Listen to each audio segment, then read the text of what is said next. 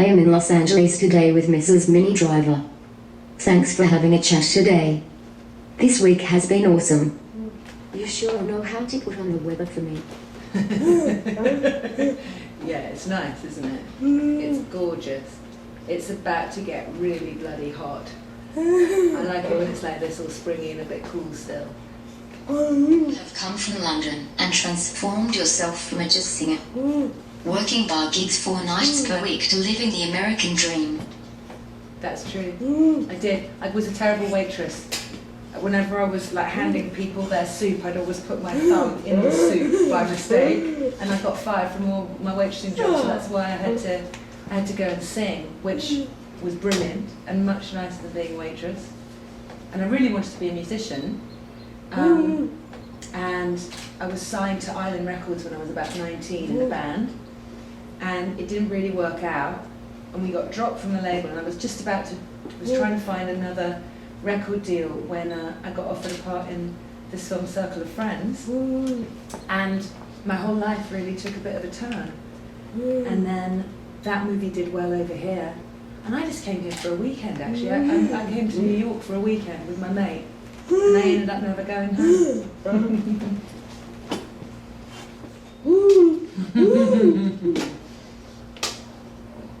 Many people know you for your acting, but music is a passion of yours as well.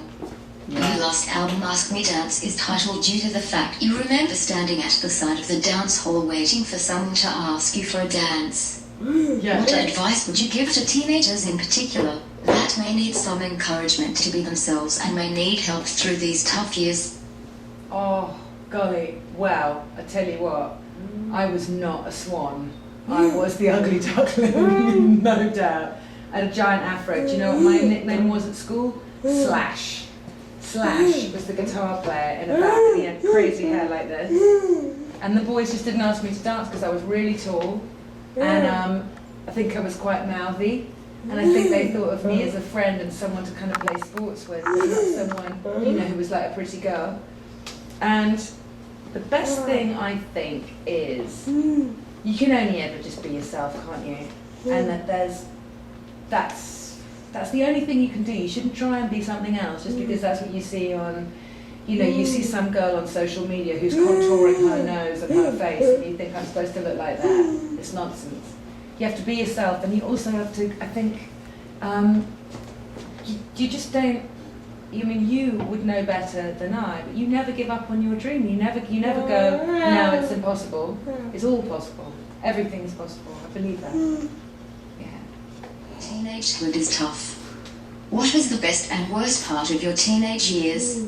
Oh, well, probably the best part of my teenage years was the school that I went to. I went to this really amazing progressive school in England, and we had to, you know, grow all the vegetables, fix all the farm buildings. It was a very creative, amazing environment, and I think it allowed me to do all the things I loved, which was music and writing. And all right, Ben? And writing plays and being in plays and building sets and painting and all the things I loved. But the hardest thing about the teenage years was I was awkward. You know, I was tall. I didn't feel that I was, you know, that I really fit in. I was spotty. I was a bit loud.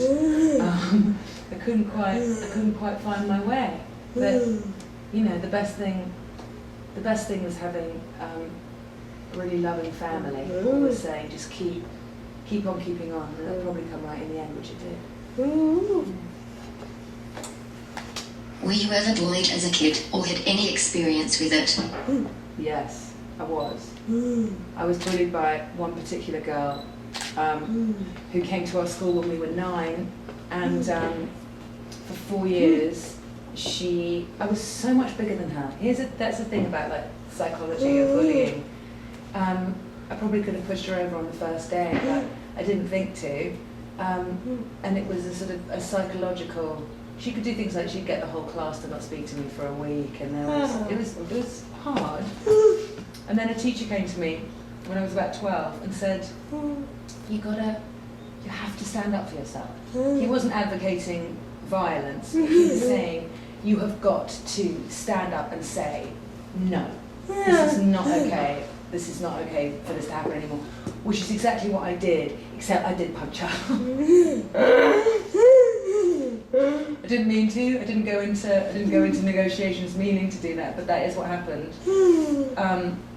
But it's very, very hard for kids, particularly if you don't feel like there's anyone you can talk to. I think finding someone that you can talk to about it is probably the best thing that a young person could do if they feel like they're being bullied by anyone. What would you say to teenagers that are bullied, or even to the bullies themselves? Well, oh my goodness. I mean, I would say to the people who are being bullied, you've got to find some help. You've got to find a grown-up, whether it's a teacher, a member of your family, a family friend, someone who you can say, look, this is happening to me and I need help. And that does take courage. Hopefully there are other friends that you might have at school who can also help in the situation, tell the bully to knock it off. It's also good knowing, I wish that I'd known when I was being bullied that the kid bullying me clearly had some psychological issues going on themselves and they needed help. And to anyone that is bullying, I would say you're allowed to ask for help in the same way that the people who you're bullying can, you know? We can all ask for help. Where we often compare ourselves to others, what would you say to people in general about learning to love yourself for who you are? I mean, you can waste your entire life comparing yourself to other people's lives, to other people's perceived version of success, to everything, and it would be just the biggest waste of your lifetime, because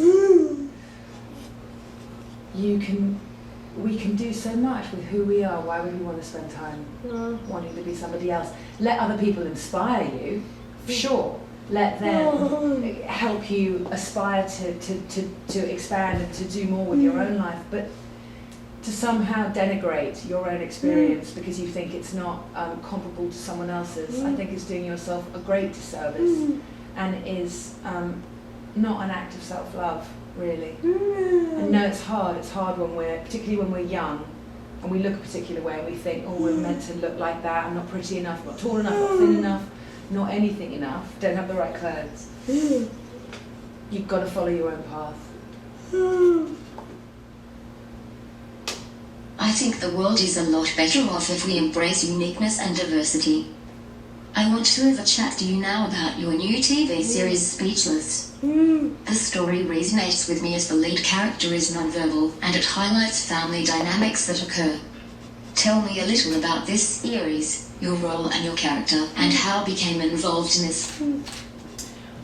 Well, first of all, I couldn't agree more that we need to embrace diversity and everything that means. And we need to have varied and wonderful voices around that. It has bothered me for the longest time how people with challenges and disabilities are perceived, particularly in the media.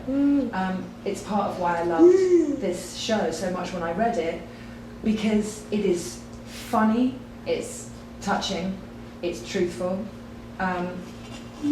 It tells a story of a family who have a non-verbal son with cerebral palsy who's 16, and it is about how it is challenging for him. It is also challenging for the other kids in the family to find their place around someone who requires a lot of attention.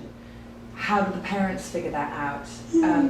How can you be anything except a lioness as a mother when you have to advocate for your child in a world that does not want to help as much as she would like?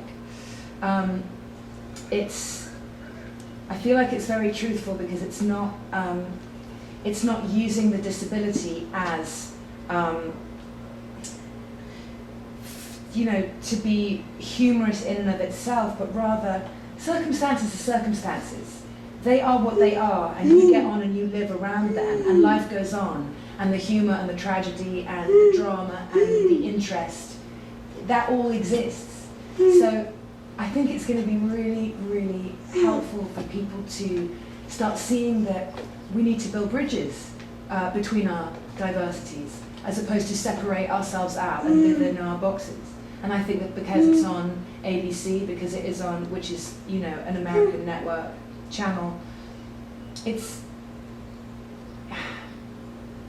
not, you know, sometimes cable shows, you don't get them in the package that you pay for, they're a little bit more sort of elite. I love the fact that this is going to be beamed into people's living rooms every week, and that millions of people are going to be able to be part of this unfolding story and maybe become a little more comfortable with what diversity looks like in 2016, and how we don't need to be frightened of communicating in ways that are different. After seeing this trailer, it was kind of flashback to my childhood. I am so thankful my mother was like your character Maya. My mum was the biggest bitch, and for that I am truly thankful. You are a mom. Has this helped in positioning your character as a mum or bear character who would do anything at all cost for your child, regardless of societal perceptions? Yes, I mean, listen, I don't often say this because I think that actors, they're elastic and they're fluid and they can, you know, you should be able to play anyone. However, for me, you need to be a mum to understand what it is to fight for your child. And if there were anything that were challenging your child, how you would take that challenge on yourself and you would advocate for them in a way, that is like a bear or a lion. So the love of my son was very easily translated into, if he were in your position, if he were in Micah Fowler's position, I would come at life like Muhammad Ali. You know what I mean? I would, and I'm glad that your mum was a bitch. I'm sure she's fantastic. But it's a shame that you have to be that way in this society. It's a shame that you know, you have to fight that hard when it's already difficult, you know? Yeah. Okay, you are hitting it. The way the writers have incorporated comedy to deal with some of the issues is genius and very close to home. As the series unfolds, will it become more dramatic, or has it been intentional to keep it comedic the entire series? Well, it's a really good question. And so first of all, the writer, Scott Silveri, whose story this is, he is, you know, he's been interviewing and putting together a writer's room that have people with disabilities in it, are women, are, again, an extremely diverse bunch of people. They're doing right now what's called breaking the whole series, which means they're trying to figure out what the whole storyline is going to be. I don't know exactly, but from having talked to Scott, I think there's this new sort of hybrid that's existing in television now where there's a show called Transparent, I don't know if you've seen it, about a man who becomes a woman. It's about transgender. It's absolutely incredible, and it's been, someone coined the phrase the other day, traumedy, because it's somehow incredibly traumatic, but it's also comedic. And I think that it's getting harder and harder to separate things out into, this is not going to be a pure slapstick comedy. It is not going to be a drama. It is somewhere in the middle. It'll be extremely funny, and it should also hit you in the right spot in your heart at certain moments. So I'm hoping it'll be both, really.